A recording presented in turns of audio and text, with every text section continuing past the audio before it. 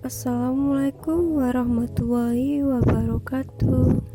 Perkenalkan, kami kelompok 10 dengan beranggotakan 4 orang.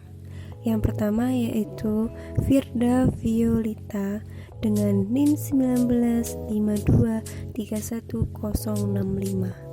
Yang kedua yaitu Iksan Fatoni dengan NIM 19523172. Yang ketiga yaitu Hilmalia Nur Saputri dengan NIM 19523171. Dan yang keempat yaitu Nia Utami dengan NIM 1952311108. Di sini kami akan menjelaskan sedikit tentang aset dan liability management dalam platform financing serta menilai tingkat kesehatan bank. Selanjutnya, kita akan memasuki tentang pengertian tingkat kesehatan bank. Menurut Iswi Haryani, dalam buku Restrukturasi dan Penghapusan Kredit Macet tahun 2010, yang dimaksud dengan tingkat kesehatan suatu bank yaitu hasil penilaian secara kualitatif atas berbagai aspek yang mempengaruhi kondisi atau kinerja bank. Sedangkan dalam Ikatan Bankir Indonesia atau sering disebut IBI, dalam bukunya yang berjudul Manajemen Kesehatan Bank Berbasis Risiko tahun 2016 mendefinisikan tingkat kesehatan bank sebagai hasil penilaian secara kuantitatif dan atau kualitatif terhadap berbagai aspek yang berpengaruh pada kondisi suatu bank. Selanjutnya yaitu faktor dan indikator penilaian tingkat kesehatan bank. Faktor dan indikator tingkat penilaian kesehatan bank memiliki 4 faktor, yaitu yang pertama, profil risiko atau sering disebut risk profile. Di dalam tersebut yaitu penilaian terhadap risiko interhen serta kualitas penerapan manajemen risiko dalam penjalanan operasional bank.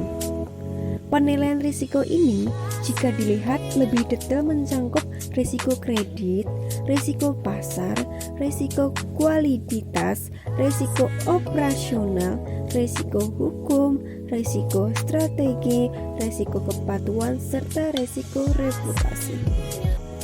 Yang kedua yaitu Good Corporate Governance atau bisa disebut dengan GCG. Dalam penilaian tersebut terhadap manajemen bank atas pelaksanaan prinsip GCG dengan pendekatan RGH yang bisa disebut dengan Risk Profile, Good Corporate Governance, Earning, and Capital yang didasarkan pada 3 aspek utama yaitu Governance Structure, Governance Process, serta Governance Output. Yang ketiga yaitu rentabilitas atau bisa disebut dengan earning.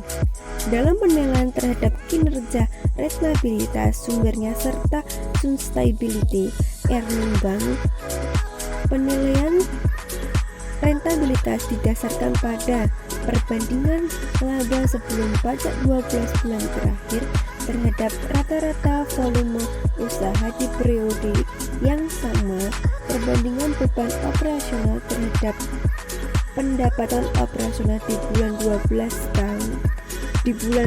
12 terakhir.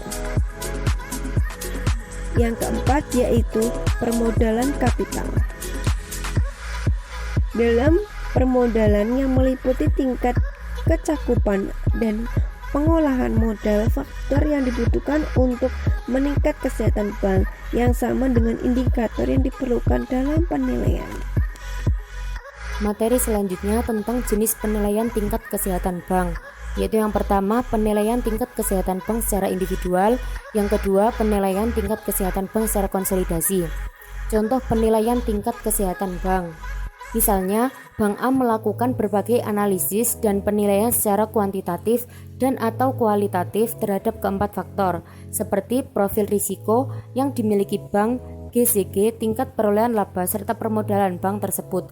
Perhitungan kuantitatif yang dilakukan Bank A meliputi nilai perolehan laba lewat perbandingan profit risiko GCG serta model yang dimilikinya.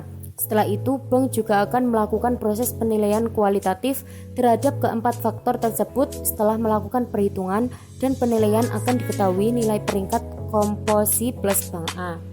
Materi selanjutnya penilaian tingkat kesehatan bank dengan Kemal, yaitu yang pertama kapital atau permodalan, kewajiban penyedia modal minimum bank atau KPMM. Rumusnya modal per aktiva tertimbang menurut risiko. Yang kedua, komposisi permodalan. Rumusnya modal inti per modal pelengkap plus modal pelengkap T tambahan. Kemudian tren ke masa depan atau proyeksi KPMM. Rumusnya modal atau penilaian dikurangi modal atau sebelumnya per modal sebelumnya.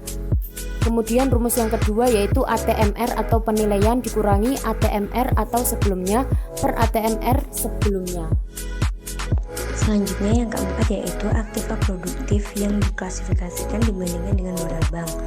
Komponen aktiva produktif yang diklasifikasikan dibanding dengan modal dihitung dengan rumus aktiva produktif yang diklasifikasikan dibagi dengan modal bank.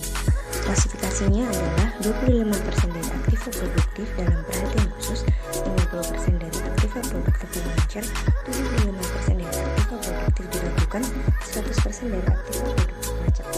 Yang kelima, kemampuan bank memelihara kebutuhan penambahan dapat dihitung dengan rumus dividend payout ratio sama dengan dividend yang dibagi laba setelah pajak, dan retention rate sama dengan laba ditahan dibagi dengan rata-rata. Yang keenam, rencana permodalan bank untuk mendukung pertumbuhan usaha. Komponen rencana permodalan bank untuk mendukung pertumbuhan usaha jasa dilihat dari indikator pendukung seperti persentase rencana pertumbuhan modal dibandingkan dengan persentase rencana pertumbuhan volume usaha. Yang ketujuh, akses kepada sumber permodalan dapat dihitung dengan rumus earning per share atau EPS sama dengan laba setelah pajak dibagi dengan jumlah saham, dan price earning ratio atau PER sama dengan harga saham dibagi dengan EPS. Selanjutnya, aset quality atau kualitas aktivitas produktif. Yang pertama adalah aktiva produktif yang diklasifikasikan dibandingkan dengan total aktiva produktif. Dengan rumus aktiva produktif yang diklasifikasikan dibagi dengan aktiva produktif.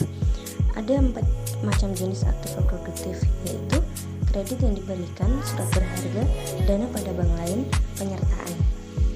Yang kedua, debitur inti kredit luar pihak terkait dibandingkan dengan total kredit. Rumusnya debitur inti dibagi dengan total kredit. Selanjutnya yang ketiga, perkembangan aktiva produktif bermasalah atau non-performing asset dibanding dengan aktiva produktif. Rumusnya yaitu aktiva produktif bermasalah dibagi aktiva produktif. Yang keempat, tingkat kecukupan pembentukan penyisian penghapusan aktiva produktif atau PPAP. Rumusnya yaitu PPAP yang telah dibentuk dibagi PPAP yang wajib dibentuk.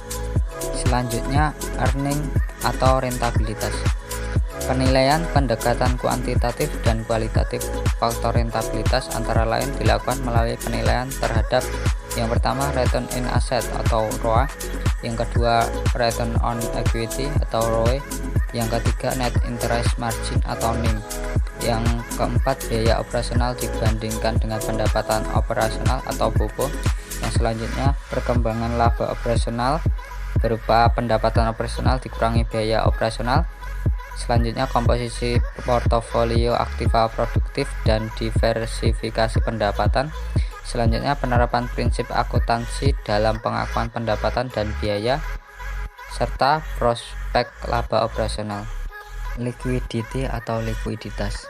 Penilaian faktor likuiditas antara lain dilakukan melalui penilaian terhadap yang pertama aktiva liquid kurang dari 1 bulan dibanding dengan pasiva liquid kurang dari 1 bulan dengan rumus aktiva liquid kurang dari 1 bulan dibagi pasiva liquid kurang dari 1 bulan. Yang kedua, one month maturity mismatch ratio dengan rumus selisih aktiva dan pasiva yang akan jatuh tempo 1 bulan dibagi pasiva yang akan jatuh tempo. Selanjutnya, aktiva yang jatuh tempo 1 bulan berupa sertifikat Bank Indonesia, antar bank aktiva, surat berharga, kredit yang diberikan, serta lain-lain. Kemudian pasiva yang jatuh tempo 1 bulan berupa DPK, antar bank pasiva, surat berharga yang diterbitkan, dan pinjaman yang diterima. Mungkin cukup itu saja dari kelompok kami, kurang lebihnya mohon maaf. Wassalamualaikum warahmatullahi wabarakatuh.